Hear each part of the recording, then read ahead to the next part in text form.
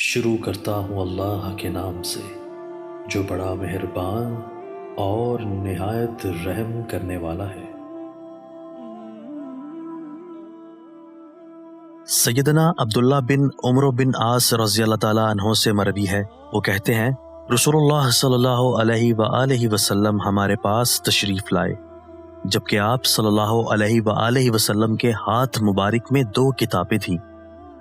آپ صلی اللہ علیہ وآلہ وسلم نے فرمایا، کیا تم جانتے ہو کہ یہ کون سی 2 کتابیں ہیں؟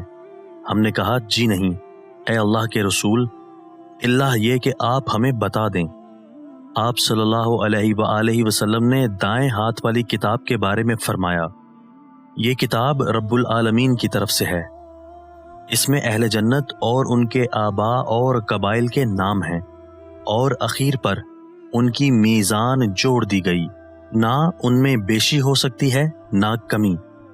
پھر آپ صلی اللہ علیہ وآلہ وسلم نے بائیں ہاتھ والی کتاب کے بارے میں کہا، یہ جہنمیوں کی کتاب ہے، ان میں ان کے نام اور ان کے آباء اور قبائل کے نام ہیں، اور اخیر پر ان کی میزان جوڑ دی گئی، اس میں کوئی کمی بیشی نہیں ہو سکتی۔ صحابہ نے کہا، اگر اس معاملے سے اس قدر فارغ ہوا جا چکا ہے تو پھر ہم کس چیز کے لیے عمل کریں؟ رسول اللہ صلی اللہ علیہ وآلہ وسلم نے فرمایا، راہ ثواب پر چلتے رہو اور میانہ روی اختیار کرو، بے شک جنتی آدمی کا اختتام جنت والوں کے عمل کے ساتھ ہوگا، اگرچہ وہ جون سا مرضی عمل کرتا رہے، اور جہنمی آدمی کا اختتام اہل جہنم کے عمل کے ساتھ ہوگا، اگرچہ وہ جو مرضی عمل کرتا رہے۔ پھر آپ صلی اللہ علیہ وآلہ وسلم نے اپنے ہاتھ کو بند کیا اور فرمایا، تمہارا رب اپنے بندوں سے فارغ ہو گیا ہے۔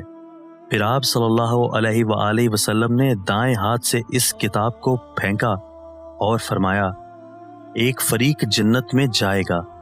پھر بائیں ہاتھ سے کتاب کو پھینکا اور فرمایا، ایک فریق جہنم میں جائے گا۔ دوستو، اللہ تعالی ہمیں ان احادیث مبارکہ پر عمل کرنے اور اپنی زندگیوں کو سنوارنے کی توفیق عطا فرمائے۔